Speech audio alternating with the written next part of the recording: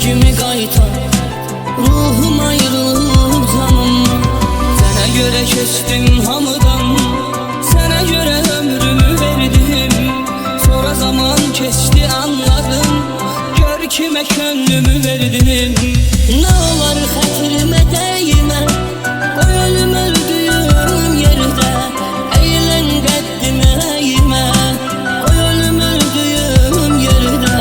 Nə olar xətrimə dəymə, qoy ölüm öldüyüm yerdə. Eylən qəddimi əymə, qoy ölüm öldüyüm yerdə.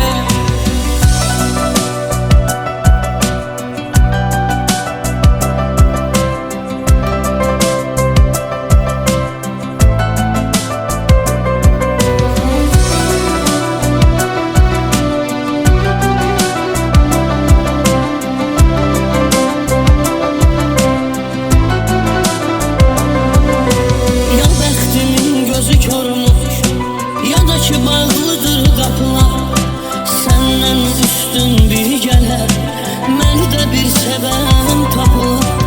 Ümidim sürünür, sürünür qapınızın ağzına kimi. Dünəndə bir imza attım, ayrılıq kağızına kimi.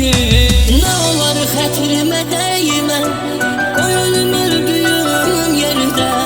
Eylən qəddimə əymə, qoy ölüm öldüyüm yerdə. Nə olar xətrimə dəymə, qoy ölüm öldüyüm yerdə. Eylən qəddimi əymə, qoy ölüm öldüyüm yerdə. Nə olar xətrimə dəymə, qoy ölüm öldüyüm yerdə. Eylən qəddimi əymə, qoy ölüm öldüyüm yerdə. Nə olar xətrimə dəymə, qoy ölüm öldüyüm yerdə. Eylən qəddimi əymə, qoy ölüm öldüyüm yerdə. Nə olar xətrimə dəymə, qoy ölüm öldüyüm yerdə. Eylən qəddimi əymə, qoy ölüm öldüyüm yerdə. Nə olar xətrimə dəymə, qoy ölüm öldüyüm yerdə. Eylən qəddimi əymə, qoy ölüm öldüyüm yerdə. Elə bil çatmır nəfəsim, çıxıb gedəndən yanımdan.